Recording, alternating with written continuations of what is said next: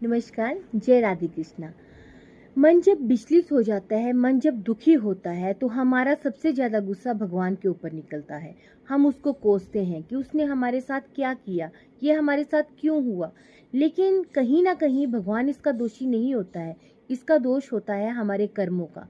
हमने जो अपने कर्म किए होते हैं उनका लेखा जोखा तो हमें इसी जन्म में भोगना पड़ता है।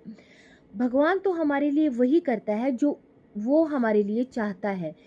हमारा भगवान हमारे लिए अच्छे से अच्छा चाहता है। ऐसी ही एक कहानी लेके मैं आज आपके सामने आई हूँ। जगन्नाथपुरी के पास एक गांव में एक व्यक्ति अपनी माँ के साथ रहता था। अब उसकी माँ तो वृद्ध थी, लेकिन वो व्यक्ति सुबह शाम भगवान ठाकुर जी के दर्शन करने के लिए जगन्नाथपुरी के मंदिर में जाता था। अब एक बार भगवान ने बहुत खुश हुए उसकी भक्ति से कि वो बिना नागा किया हुआ उनके पास जाता है, उनकी भक्ति करता है। तो उसको स्वप्न में आके बोलने लगे कि बोलो आपकी क्या इच्छा है। तो वो व्यक्ति कहने लगा कि भगवान, मैं तो ज़िंदगी में कुछ नहीं चाहता, बस इतना ही चाहता हूँ कि आप हमेशा मेरे साथ रहें। अगर मैं चलूँ तो आप भी चलें और मैं सोऊं तो आप भी सोएं। भगवान ने कहा ठीक है। पर वो व्यक्ति कहने लगा कि अगर ऐसा होगा तो मुझे कैसे पता लगेगा कि आप मेरे साथ हैं। तो भगवान ने उसको कहा कि आप ऐसा करना कि समुद्र के तट पर बालू की जो रेत होती है वहां पे आप चल के देखना, फिर आपको पता लग जाएगा। दूसरे दिन जब वो मंदिर सुबह उठ के गया, उसके बाद वो समुद्र के किनारे चला गया। वहां पे वो जैसे ही चला तो काफी दूर चलने के बाद उसने पीछे मुड़ के देखा।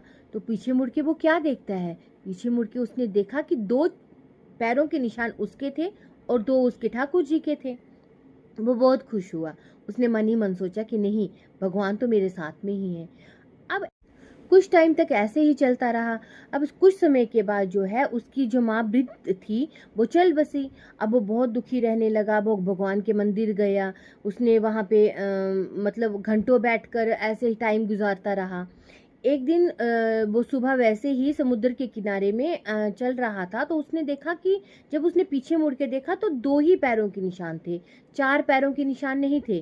तो वो बड़ा दुखी हुआ। वो सोचने लगा कि अब तो मुझे माँ भी छोड़ के चली गई, अब भगवान भी मुझे छोड़ के चले गए। वो बहुत रोता रहा। शाम को मैं फिर मंदिर में गया, वहाँ खूब रोया। नहीं, भगवान ने उसकी कोई सुनाई नहीं की। दूसरे दिन फिर गया, फिर वो बहुत रोया। फिर उसने वहाँ समुद्र के किनारे अपने पैरों की चिन्ह देखे तो फिर दो ही थे। फिर आके वो फिर रोया। अब रात को वैसे ही भगवान उसके स्वप्न में फिर आए। तो वो कहने लगा कि भगवान, मेरी माँ तो चल बसी, सब चल बसे, अब आप मेरी दुनिया में कोई नहीं है। एक माँ ही थी जो मेरे साथ थी और आप थे, लेकिन माँ ने मुझे क्या छोड़ा, आपने भी मेरा हाथ छोड़ दिया। तो भगवान बहुत मन मन मुस्काए और बहुत मुस्काते हुए उसके सिर पे हाथ रखा। बोला, तूने समुद्र के किनारे दो पैरों के निशान तो देखे, पर तूने ये नहीं देखा बच्चे कि वो किसके थे। तू तो माँ के मरने के बाद इतना दुखी हो गया था कि तुझसे चला भी नहीं जा रहा था। वो जो चरणों के निशान थे वो मेरे थे और तू जो था वो मेरी गोदी में था।